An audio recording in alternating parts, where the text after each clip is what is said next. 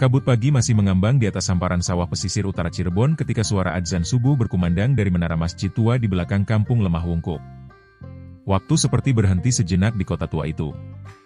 Jalan-jalan sempit berliku, bangunan-bangunan kolonial yang pelan-pelan dimakan usia, dan rimbunan pohon terbesi yang berjajar di halaman keraton-keraton Cirebon menjadi saksi bisu tentang ribuan kisah masa lalu, termasuk kisah yang hampir terlupakan, lahirnya Keraton Kacirebonan.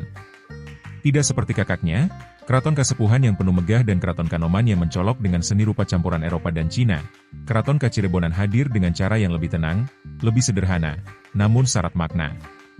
Keraton ini adalah simbol dari pergolakan, pertarungan hak waris, perubahan politik, dan dinamika masyarakat Cirebon di abad ke-19. Tapi di balik itu semua, ia juga mewakili harapan, keberanian, dan usaha mempertahankan jati diri di tengah gempuran zaman. Untuk memahami lahirnya Keraton Kacirebonan, kita harus melangkah mundur ke abad ke-17 dan 18, menyusuri lorong-lorong sejarah penuh intrik, kekuasaan, dan pertarungan antara tradisi dan kolonialisme. Cirebon di abad ke-17 adalah wilayah strategis. Letaknya yang berada di pesisir utara Pulau Jawa menjadikannya sebagai simpul penting jalur perdagangan antara Batavia dan wilayah-wilayah timur. Kekuasaan dipegang oleh Kesultanan Cirebon yang kala itu terpecah menjadi dua, yakni Keraton Kasepuhan dan Kanoman. Keduanya berasal dari satu akar yang sama, yakni keturunan Sunan Gunung Jati, sang pendiri kota suci ini. Namun seperti sejarah kerajaan-kerajaan lainnya, konflik internal keluarga tidak pernah bisa dihindari. Perselisihan demi perselisihan muncul dalam hal waris, tahta, dan pengaruh. Kekuasaan yang awalnya menyatu, terpecah oleh ambisi dan kecemburuan. Keraton Kasepuhan dan Kanoman masing-masing mengklaim keabsahan sebagai pewaris sah tahta Cirebon. VOC, Verenigde Ostiche Compagnie, yang saat itu mulai menguatkan dominasi kolonialnya di Jawa Barat, melihat celah dalam konflik tersebut. Seperti biasa, politik pecah belah dijalankan. Perpecahan dalam internal keraton menjadi keuntungan tersendiri bagi kekuasaan kolonial, karena semakin terpecahnya bangsawan, semakin mudah mereka dikendalikan. Memasuki abad ke-19, tepatnya tahun 1807, terjadi salah satu momen penting dalam sejarah Cirebon. Pangeran Raja Kanoman, putra dari Sultan Anom IV, mengalami konflik berkepanjangan dengan saudara-saudaranya di lingkungan Keraton Kanoman. Perselisihan ini berpangkal pada persoalan hak atas tahta dan pengakuan atas peran serta kekuasaan dalam struktur keraton. Pangeran Raja Kanoman menolak tunduk sepenuhnya pada aturan-aturan yang dianggap menyimpang dari pakem tradisi Cirebon. Ia menginginkan reformasi, pembaharuan, dan kemandirian. Namun semangat itu tidak mendapat tempat dalam Istana Kanoman, yang kala itu telah lebih dulu terpecah secara internal. Akibat konflik ini, Pangeran Raja akhirnya memutuskan untuk mendirikan keraton baru yang terpisah, sebagai tempat bernaung bagi dirinya dan pengikutnya. Tahun 1807 menjadi tonggak berdirinya Keraton Kacirebonan. Berbeda dengan dua keraton lainnya, Kacirebonan tidak mengklaim sebagai pusat kekuasaan tertinggi atau penerus utama Sunan Gunung Jati. Justru, keraton ini dibangun dengan semangat kesederhanaan, spiritualitas, dan budaya rakyat. Ia ingin menjadi bagian dari solusi, bukan bagian dari perebutan kekuasaan. Maka lahirlah sebuah keraton yang lebih bersahabat dengan rakyat, lebih terbuka, dan menjadi pusat pendidikan budaya.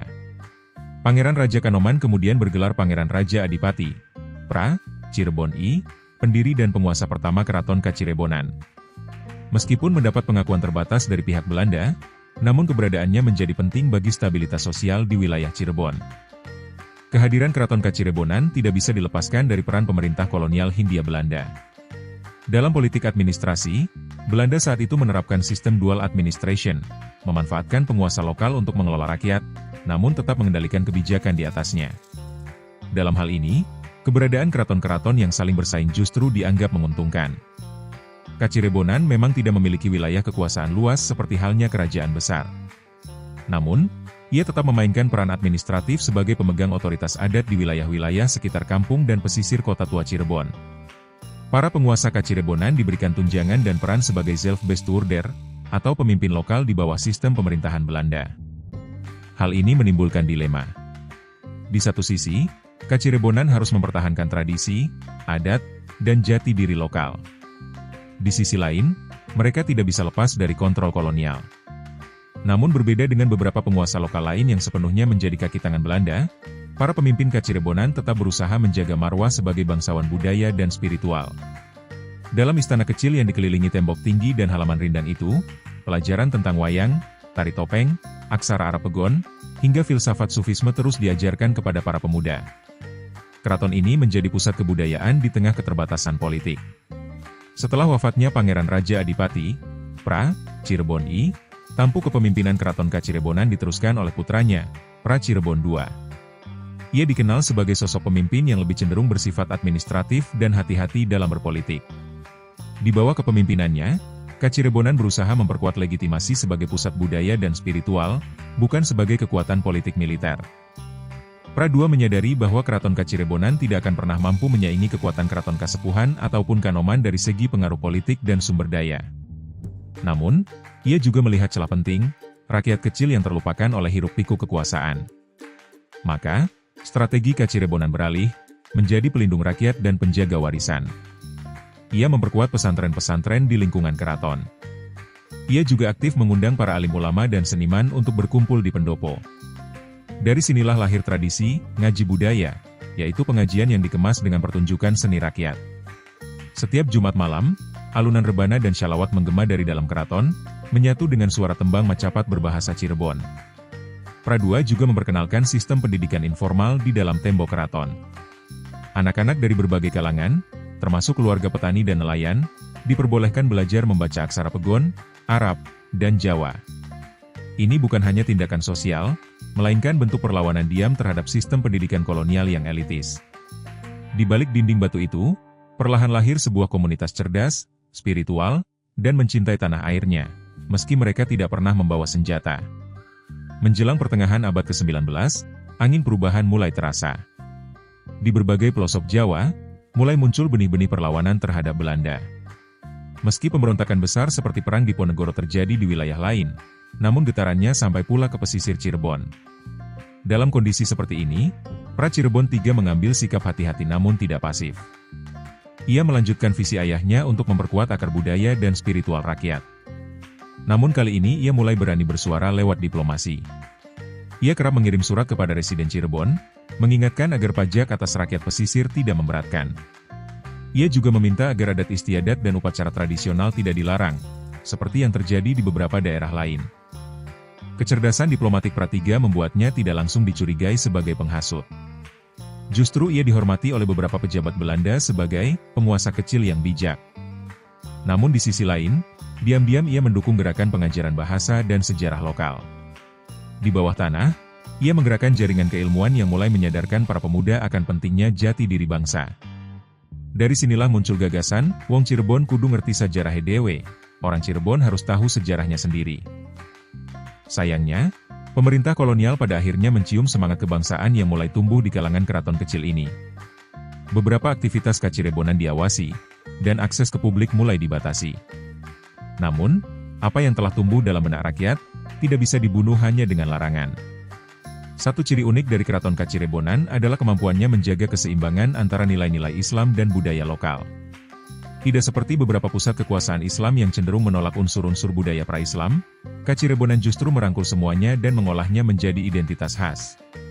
Wayang kulit, misalnya. Di masa pemerintahan Pra Cirebon IV, pertunjukan wayang kulit semalam suntuk dihidupkan kembali, bukan hanya sebagai hiburan, tetapi sebagai sarana dakwah.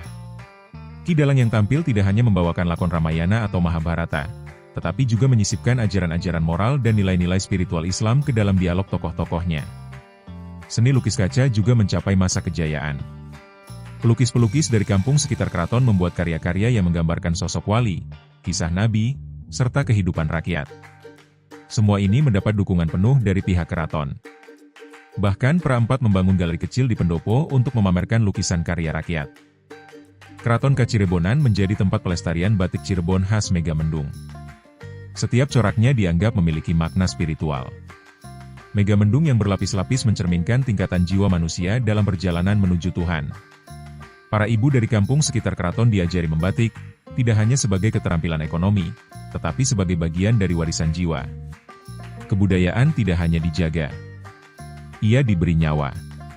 Puncak kontribusi Keraton Kacirebonan dalam bidang literasi dan pengembangan intelektual rakyat terjadi di masa pemerintahan Pra Cirebon V. Di bawah kepemimpinan beliau, keraton menjadi semacam lembaga budaya sekaligus sekolah rakyat yang tidak resmi. Pra V adalah tokoh yang dikenal sebagai pembaca rakus dan penulis produktif. Ia menerjemahkan beberapa naskah kuno dari Arab ke bahasa Jawa Cirebon, serta mengoleksi ratusan manuskrip. Sebagian manuskrip itu kini disimpan di perpustakaan keraton, meski banyak yang rusak atau belum sempat dikonservasi dengan baik. Ia juga yang menginisiasi pencatatan sejarah Cirebon secara sistematis dari sudut pandang Kacirebonan, bukan dari lensa penjajah atau keraton lain. Melalui tulisan-tulisannya, ia menolak dominasi narasi sejarah tunggal. Ia ingin menunjukkan bahwa kisah rakyat, kisah kearifan lokal, dan kisah keraton kecil seperti miliknya pun layak didengar. Bahkan, Prave sempat menulis surat kepada beberapa pemuda dari Sarekat Islam dan Muhammadiyah yang singgah ke Cirebon. Ia menyampaikan bahwa perjuangan bangsa bukan hanya lewat senjata, tetapi juga lewat pelestarian akal, bahasa, dan budaya. Keraton Kacirebonan pun menjadi tempat pertemuan para pemikir, ulama, dan seniman dari berbagai penjuru Jawa Barat.